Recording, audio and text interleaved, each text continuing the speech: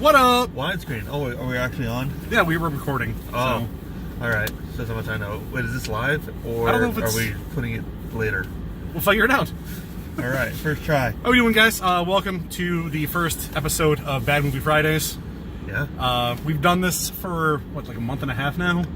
This is our 8th Bad Movie Friday, and this one was the baddest of bad movies. Yeah. Oh boy. I think worst. Probably worst. Okay. I don't know if it was the worst movie or not. This was probably our best Bad Movie Friday.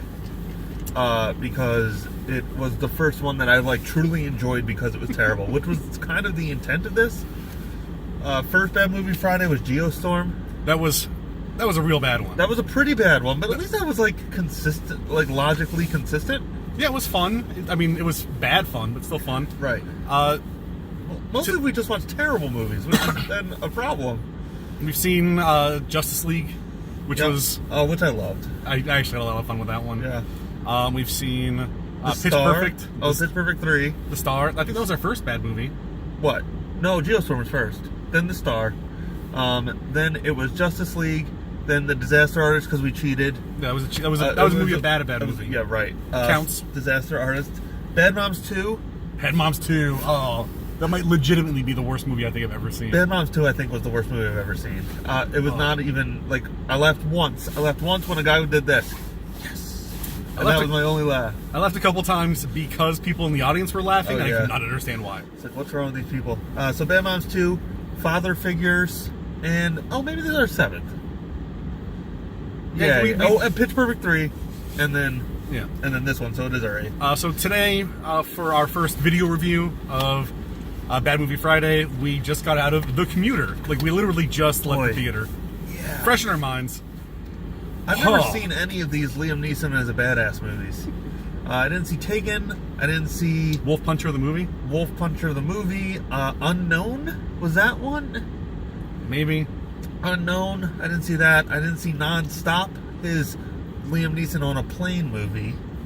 This was Liam Neeson on a train movie. What's next? A boat? Liam Neeson on a boat? Liam Neeson with a goat? I don't know. I don't know what he's gonna fight for the fourth one of these, but Green Eggs and Neeson. Liam Neeson on a horse-drawn carriage. Ooh, I'd watch that. Yes. One of these people has stolen your cat. Your cat. Well, now you're just getting into John Wick territory. We have your cat on top of the carriage. Meow. I will find whoever took my cat. I don't know who you are. But I have a very specific set of skills to... I'm good at cat vengeance. I'm Catman. They call me the cat. Liam the Cat Neeson. All joking aside, why was this movie so terrible for you?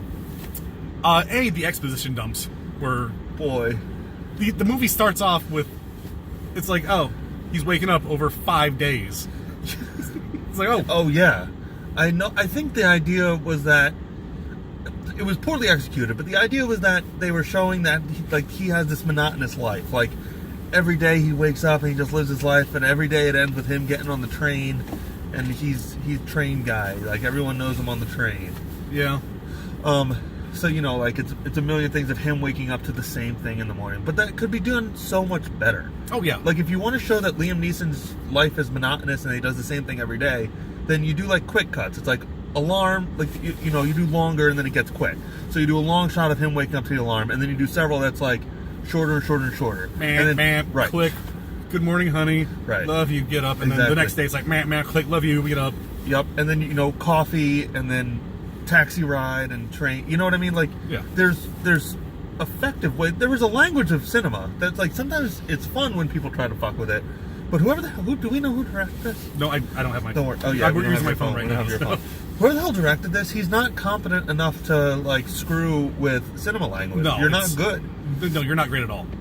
Sorry. Sorry, bro. You did great fight scenes. There was one fight scene in this movie that was awesome.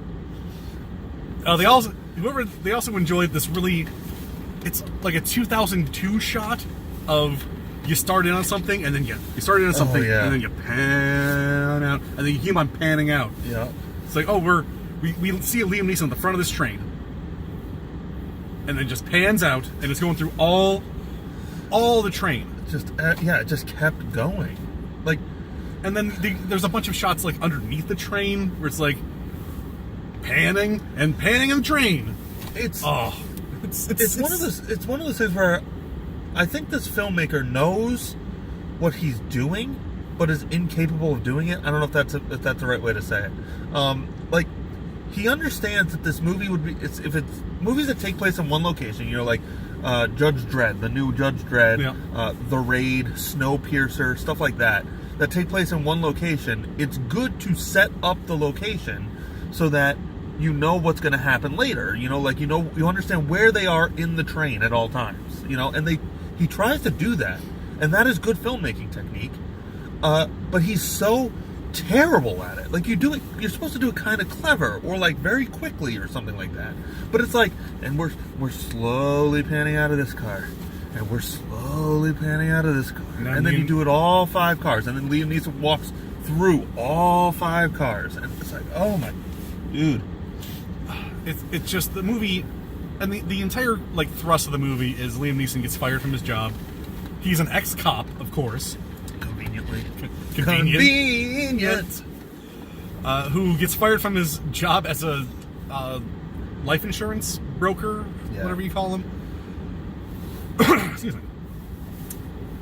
So then he basically like gets on the train after having a drink with his cop buddy, where we find more exposition. A lot of exposition dumps. It's like, let's cut to this TV screen where this guy jumped off a building because of things that were happening that we don't really hear much about.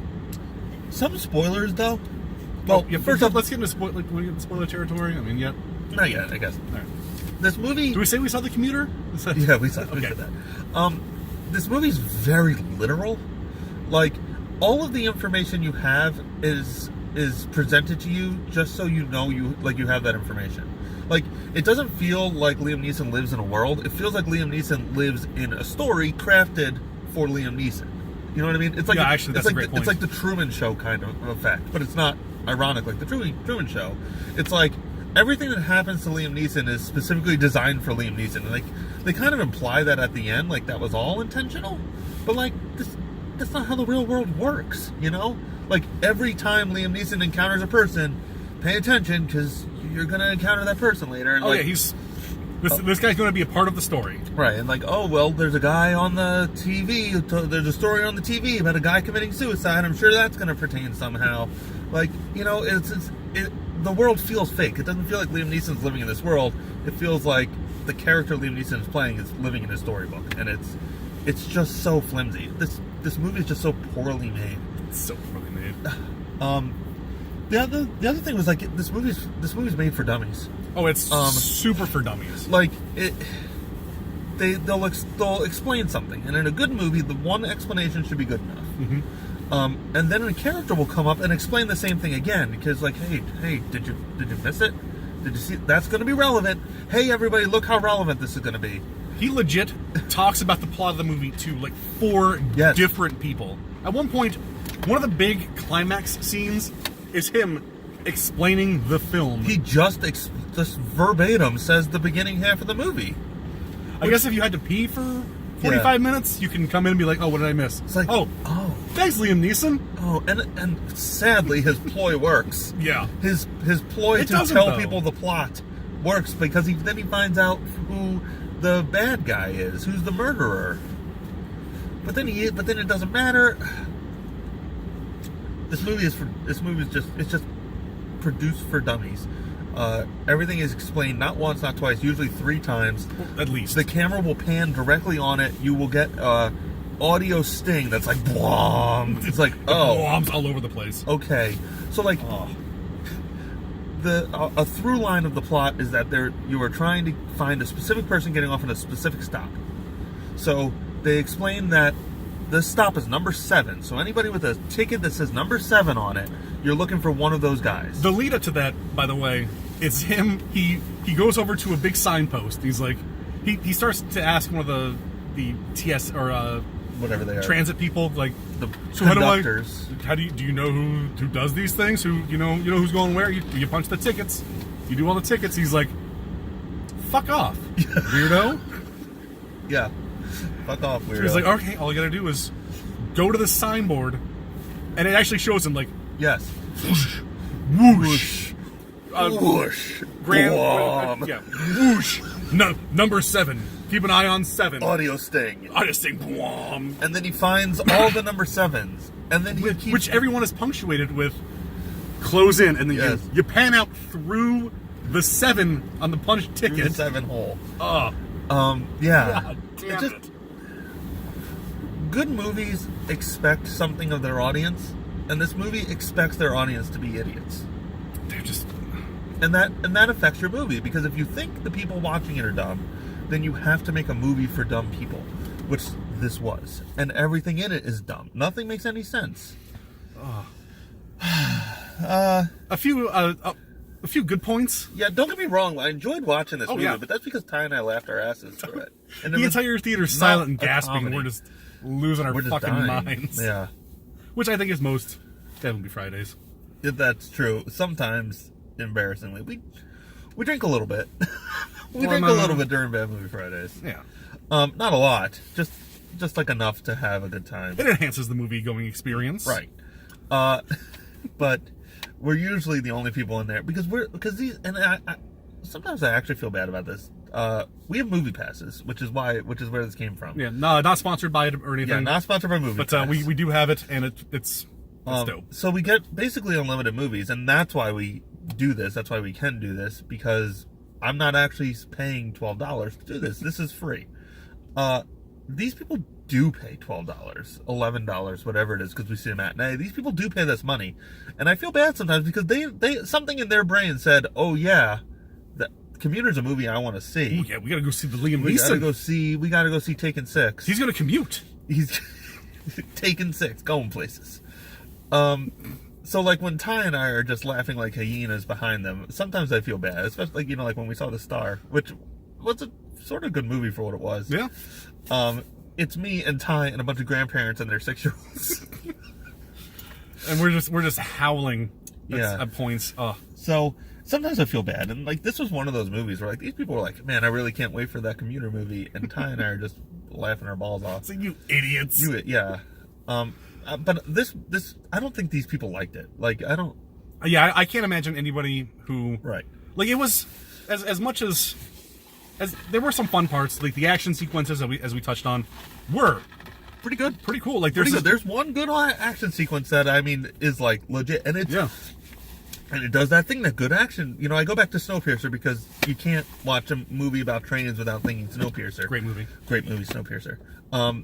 You know, they do a good job of like staying on the action, and you know, not a lot of cuts, one long takes. Like the death sentence for a fight scene in movies is like, you know, 100 different shots. Like, the less shots you have in your fight scene, typically the better it's going to be. That's what I hate about like most modern fight scenes. It's all the quick 3 second, 1 second, wha cut. Right. Punch. Each punch gets its own cut. This is well not done. How you do a fight scene. This fight scene was great, and there was a decent one towards the end also. Yeah. And, like Liam Neeson, I mean, the dude's 60 at this point. Which he tells you 3 times. Constantly. I'm 60. What do I have to give to this world? I'm 60. I'm a 60-year-old man. I'm 60. My son is going to Syracuse. I'm very proud of it. I'm very proud of it. Very proud of Syracuse. Very proud of Syracuse. He just couldn't cut it for Buffalo. couldn't get into Oneonta. We're from upstate New York, so for us to see a movie about the pride of Syracuse is, boy. If it was like, I don't know, he was like a basketball player, like going for the Orange Men or something, but I guess I don't see how hard it is to, like, this is a fictional world. We have, you know, Cornell is in New York. All right? If you just really want a New York college, you're like, I'm proud of my son. He's staying in New York. He's going to a college in New York. We have an Ivy League school. So, don't send him to Syracuse. Syracuse is like just a place people go. He's going to SUNY Adirondack. Yes. We're very proud. Very proud. So proud. He got in. He got over to the admissions office and he signed those papers. We're very proud of him.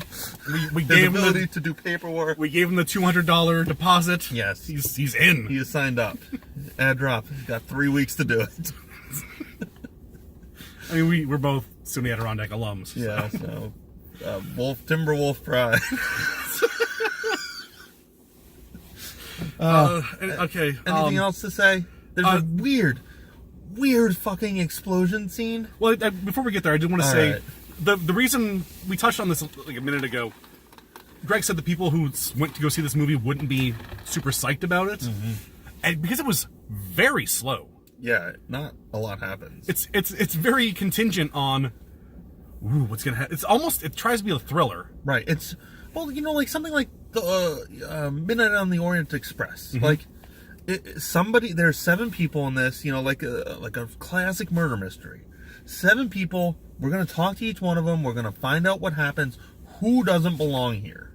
That's like the premise of this movie. Yeah, and I was getting kind of hyped for the mystery. I was into it a little bit. Ooh, what's going on? And then minutes later, it basically just says, that doesn't fucking matter. Yeah, halfway through, they're like, this is the mystery. The mystery is, you're wrong. And then they do that very shoddy filmmaking thing where, like, I guess there's a little lean into it, but, like, when it comes to mysteries, the fun is that the audience gets to participate. They get to say, oh, okay, well, we know these things about these people. This scene was a little weird. Like, I think it could be this person. I think it could be this person. Here's why. I was actually trying to figure out who could it be? It could be, the Wall Street guy's acting a little suspicious. Oh, like, yeah. The guy who got thrown off a building was on Wall Street. Like, okay, it's probably that could be it. Right. Nope. It's just giving you information that you didn't. It's bait and switch. Yeah, it does. It does what Sherlock after season 1 does, where it's just like, oh yeah, we already figured everything out without you. Yeah. You don't need to be. You just let us tell you what happened. Yeah, that's a good comparison. So that's shoddy things. That's shoddy filmmaking too. It's like there was a mystery, but you weren't given the proper information to figure it out.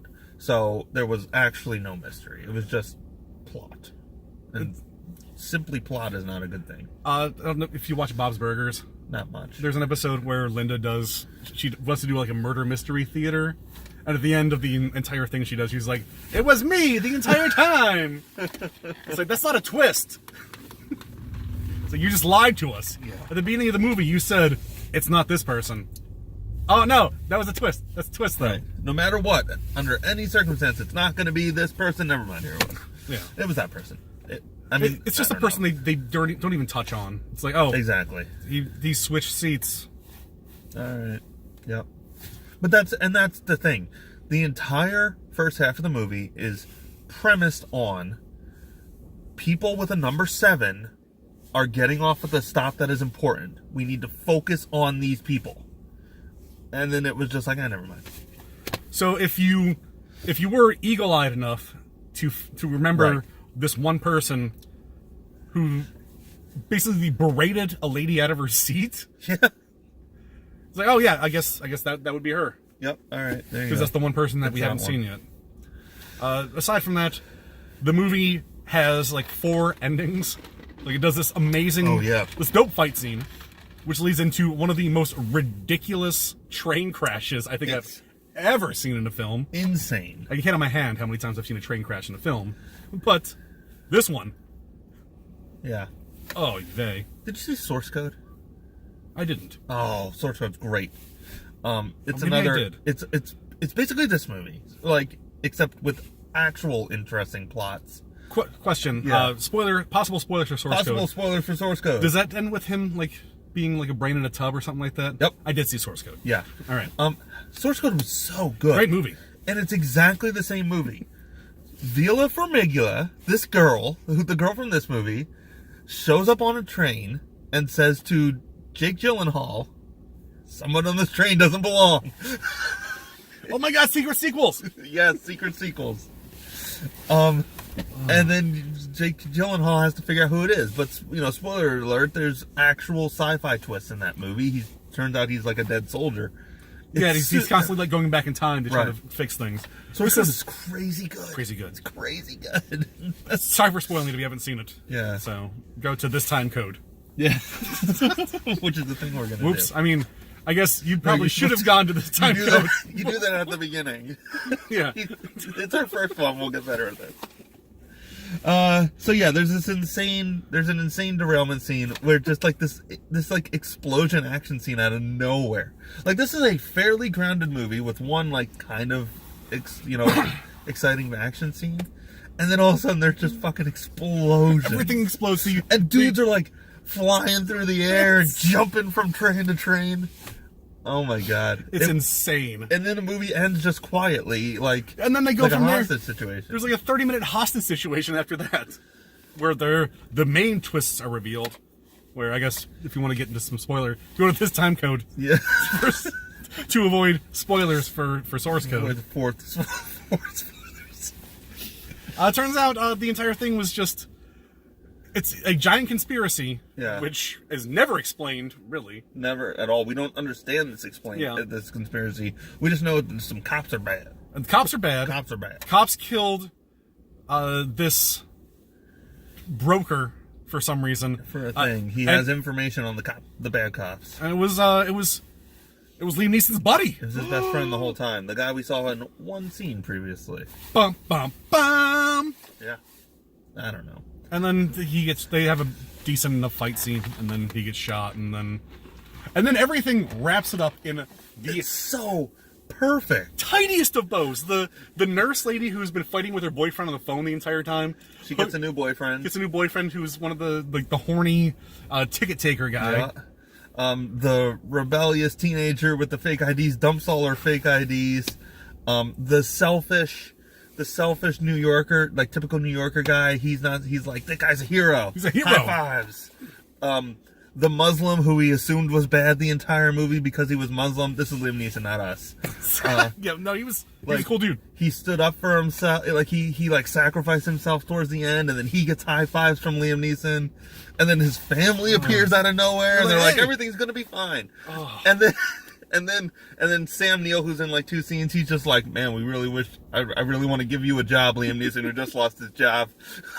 Let me give you a job. And then they do like a 6 months later fast forward. Yeah. Where it's like, the lady from the beginning who gave him the job is sitting on the train, and then you just see it, like Liam Neeson's crotch comes into frame, and he's like, oi. That's not his accent. He's like, hey.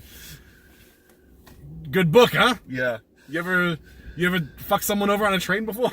Because I'm gonna get you. I'm a cop now. I'm a cop now. Oh, bam, cop. And the movie ends with him a cop now. Oh, it's stupid. It's just so stupid. This is the dumbest movie I've ever seen. There are so many moments where it's just like dumb. Oh, it's so stupid. There's like at one point, the moody teenager like tries to run away from Liam Neeson, and the lady he's talking to is like, millennials. Huh? Oh yeah, and Liam Neeson. There's like a sub-theme of the 2007 buyout, like the government buyout of the big banks. Oh, and how, fuck. Liam Neeson hates them.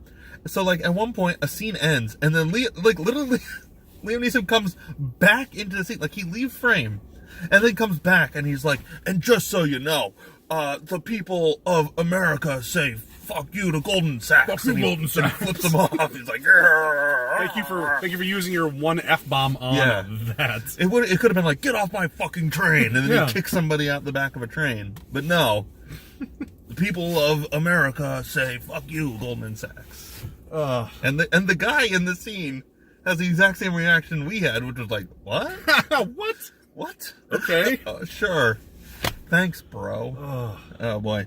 So the Commuter. Man, 1 out of 1. I'm gonna give it a solid C-. Yeah.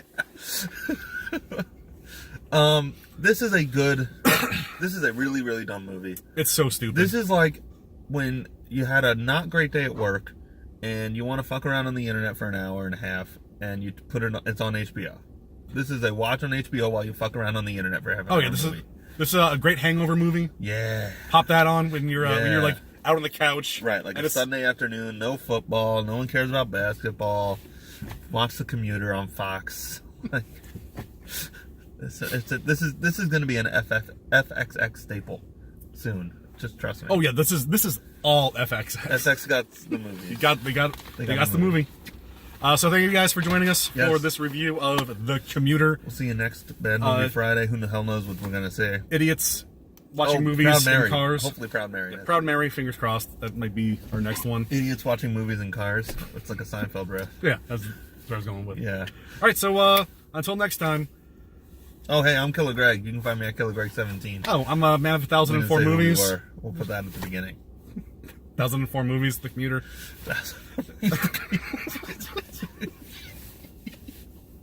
And as we say on Idiots with Mics, go fuck yourself.